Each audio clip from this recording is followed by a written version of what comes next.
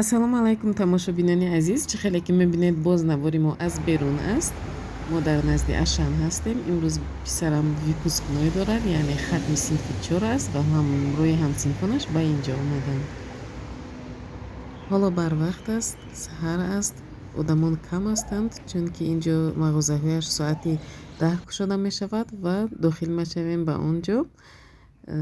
боз одами кам бошад нағзтар ки кӯдакон ба ҳазур озодона рақсу бозӣ мекунанд, мегарданд, бо якдигар суҳбат мекунанд. аз даргоҳи худованд талабгорам ки ба ҳар як ин дӯсрӯякон тансиҳатӣ ва бурдборӣ дар зиндагиашон ато намояд. худованд ҳамаи ин дӯсрӯяконро ба роҳи рост ҳидоят кунад ва дар оянда дастгири падару модар шаванд, номбардори падару модарашон шаванд. баромадему ба дуюм ошиёна. бинед чӣ қадар ҷои зебо аст, барои кӯдакон писанд аст. инҷо хеле хуб хурсандӣ мекунанд ва дар инҷо ҳар гуна ҷашну маросимҳо ҳам ҷашн гирифта мешавад, зодрӯзҳо ҳам мегузаронанд дар инҷо. чӣ қадар кӯдакон хурсанд ҳастанд. бовар кунед дӯстони азиз, тарбияи фарзанд хеле нозук аст. ҳамин синфия ки меравад, кӯшиш мекунӣ, ҳаракат мекунӣ ки то ручкаву қаламро ба даст гирад, китобро хонданашро ёд гирад. барои чӣ қадар заҳмат кашидан дар кор ки дафтару китобро бад набинад. бо ҳавас ётӣ, агар сахт гӯӣ хафа мешавад, ҷанг кунӣ, метарсад. бо забони ширин гап зани, боз нописандӣ мекунад, эрка мешавад. барои ҳамин аз худованд талаб мекунем ки худованд худаш дар бутаи фарзандонамон ҳамаашро андозаду ба роҳи рост ҳидоят кунад. Какие у тебя оценки? Несправедливые. Это почему же? Придираются. Вот недавно так, уже еще Миру отвечал. Все вопросы знал, но поставили двойку. Если ты все знал, за что тебе двойку-то поставили? За то, что я не знал ответа. Я ведь только вопросы учила, а ответов на них я не знал. Не доказывал. Так доказать-то трудно будет. Вы недавно будете диктант писали.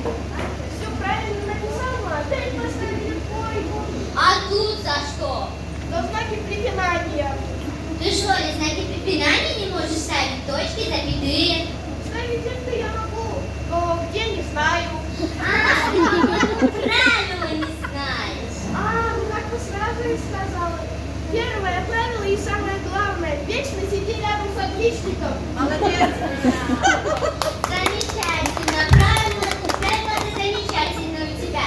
Йосин, скажи мне, а у тебя есть такой предмет, который ты очень сильно любишь? Конечно, есть математика. Тогда ответь мне на один вопрос. Как найти площадь квадрата? А она что, потерялась? Я ее вроде бы не терял. Ну что ты потеряет, то ищешь. Зачем мне она? Замечательно. С математикой все ясно. Йосин, ответь мне еще на один вопрос. Почему мы сначала видим молнию, потом слышим гром? Да, глаза, потому что спереди, а уши сзади. Вот поэтому.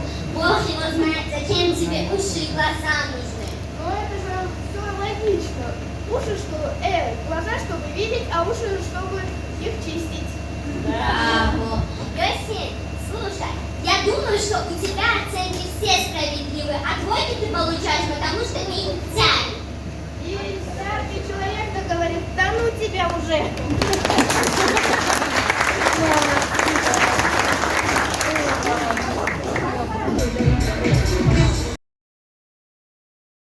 чӣ хеле ки дидед дӯстони азиз, на ҳар як муаллима метавонад ки ин саҳначаҳоро, ин баромадҳоро бо ҳамроҳии талабагони худ тайёр кунад.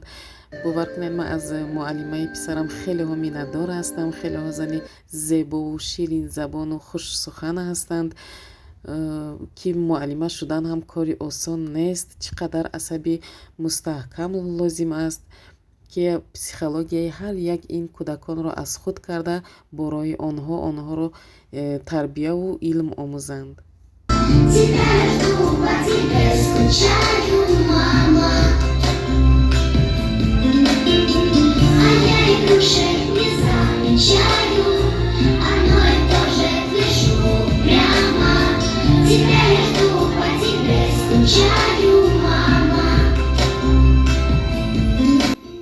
بسیار سرودهای تأثیر بخش خواندند برای مادران، برای پدران.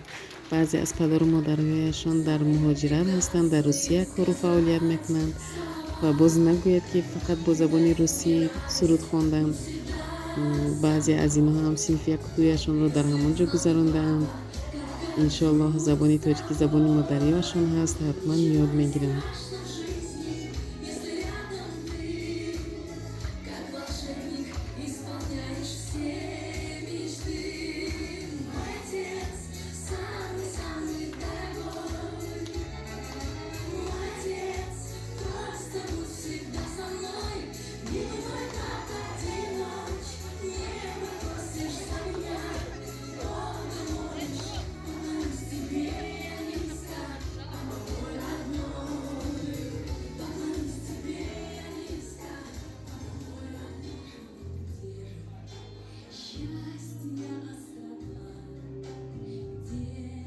بسیاری از صحنه‌هایشان را به نوار نگرفتم.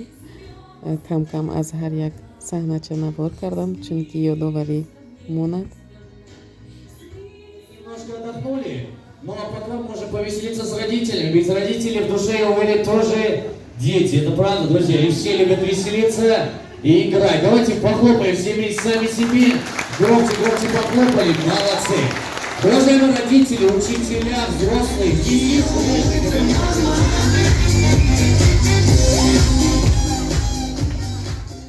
بعدی برآمدی کودکان تمام شد، فرآمدیم به مغازه. حتما باز یگان چیز خریم گفتیم. بینه چقدر پیشینه های زیبا است. خواستم به نوار گیرم، چقدر در قوطی گرفته فسان کرده ماندگی هستند. این طرف باشد تورته ها هست. و کودکان مجبور کردن که مکرون خرید. به من این مکرون ها پسندم نیست راستی گپش، ولی نمودش زیبا است. پختنش خیلی نازک است. اینها رو چند مرتبه کوشش کردم، خیلی نغز نآمد. راستش به من همین کراسان معقول است. یگان با راستی گپ کراسان نپختم. و آمدیم این طرف به طرفی دیتسکی ادیلش. من خواستم برای دخترچه میدکیم یک تا استکان گیرم که استکان با سرپوشش هست. همین قدر کفتیم ولی افسوس نیافتیم. این خیلی بوتلکه ها هست. اینش شیشگین است لیکن در اینها علاقه او نمیخواهد نوشیدن. اینه چند نمود بوتلکه ها هستند. انا همین طرح استکان با ما لازم بود ولی افسوس نیافتیم. این را یک دوستم فرستادن برای ما. نام کانالیم که از آموزش تیوی است ولی در این جایها نبود است. خیلی با سرپوشش.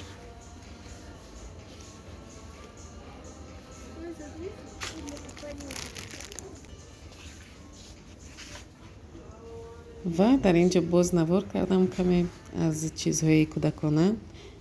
گرشاک ها و لیباسچه ها نرخایشان را بینید و با نرخای اون طرف ها مقایسه کنید. 23 سوم شبکچه و مایکچه های پختگین. باز اینجا یافته منم خیلی استکان. این شیشگین بود و نگرفتیم این را.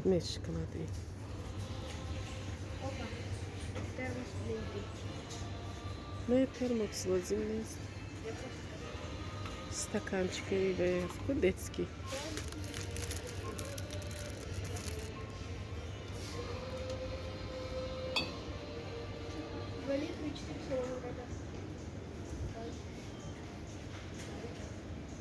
بینید چقدر ظرف‌های لازمه برای روزگار هست در اینجا. با استکان‌های زیبا است. 15 سومونی. 33 سومون، ولی اینها در کاروان به فکر من ارزان تر می ایستد. همینطور دوستان نواری ما به آخر می رسد و همتون خداحافظی میکنیم. در پناه الله باشید. خیر تا نوارهای آینده.